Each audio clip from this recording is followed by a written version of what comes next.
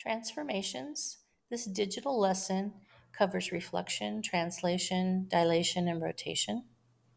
It's kind of fun for the students because they can use the fill color feature, choose their colors, and move around the screen. So it starts with a definition. Transformation means a change. In mathematics, it means to move a figure around the coordinate plane.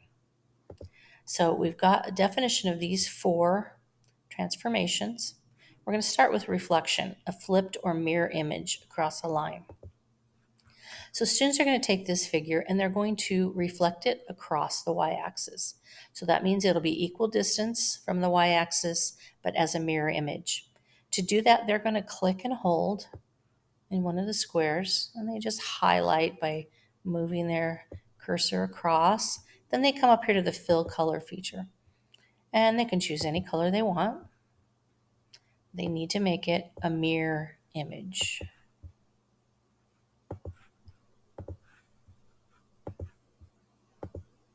And that's what that would look like. Now, the next one, they're going to reflect across the x-axis, so that means it'll be up here, still using the fill color feature. Same figure reflected across the y-axis. They're going to reflect across the line x equals 1, so that means it's equal distance from that red line, but a mirror image. And then reflecting across the line y equals -1. Now, this one is a little bit tricky for the students. This is reflecting when part of that figure is already across the line. So I have them look at these 2 points that are on the line. So they're going to flip this figure so it's above the x-axis, but part of it will still be down here. So you're really just taking it and flipping it across these 2 points. So I'm going to have them try that on slide 10. Then we get to translations. Let me take this back also. They're going to translate. So translate means the figure stays the same orientation, but it can move, slide up, down, left, or right.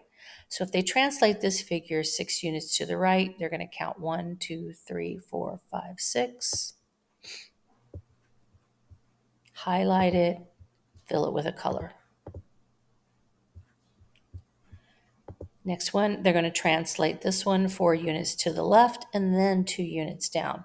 So their final figure will be in quadrant 3. They've got another couple more here, translating. And then we go to rotation. Rotation's a little bit more tricky for the students. Rotation means, and let's get the actual definition here, it means a circular movement of a figure around a fixed point. So in this lesson, they're just going to be rotating around the origin, but they can rotate around any point. So the first one, they're going to rotate counterclockwise 90 degrees, which means it'll be counterclockwise means it will be down here, 90 degrees, it'll be in quadrant 3. So you've got this figure and you're rotating it around the origin by using this formula -yx. So they're going to start with moving these points. The first point here is -1, 2. If they put it in the formula, they now have -2, -1. So I'm going to move this point to -2, -1. This point is -1, 4. So the new point will be -4, -1. And then the final point, -3, 2. It'll now be -2, -3. And then I've also got these, they're just going to use these to fill in their figure. If you want an extra challenge for the students, you could move these around and make them different lengths so the students would have to figure out and actually change the length and the orientation of these sides and figure that out for themselves. Okay, so that's a rotation counterclockwise 90 degrees around this point. The next one, they're going to be rotating clockwise, which means 90 degrees, which means they'll be in quadrant 3. So they're going to use this formula now for rotating clockwise 90 degrees.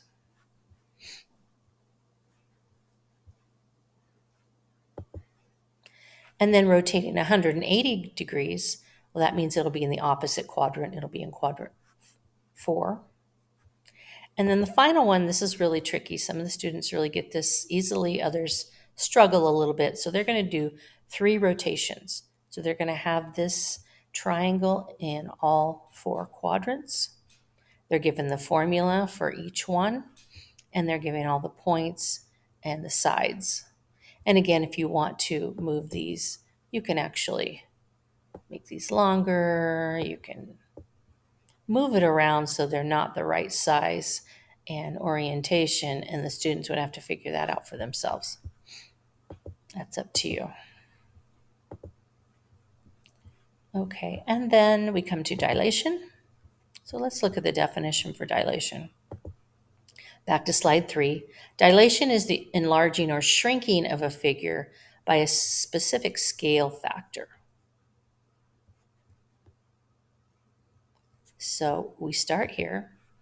We're going to dilate this figure by a scale factor of 2, which means each one of these points are going to have their coordinates multiplied by 2. So if we have the point 1, 1, we multiply both of those numbers by 2, we have 2, 2. Negative 1, 1, it's now going to be negative 2, 2.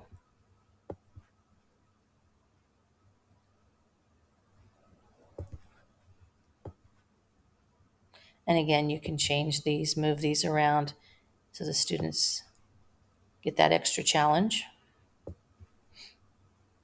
And they just replace the sides.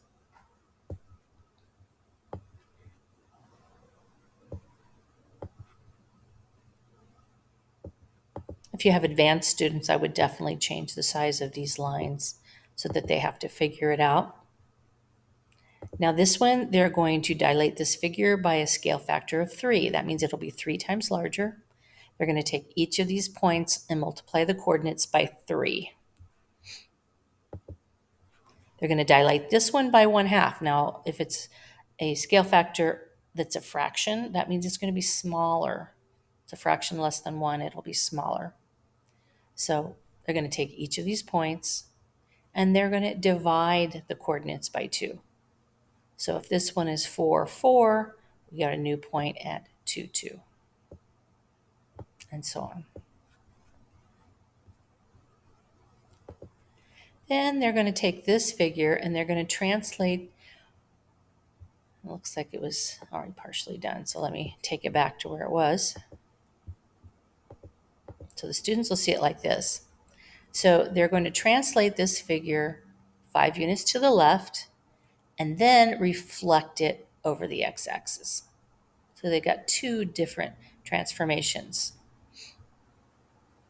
The last slide for the students is drag and drop vocabulary. So they just have to put each one of these terms in the correct place in the sentence frames. Now, all of the completed slides are on here for the teacher.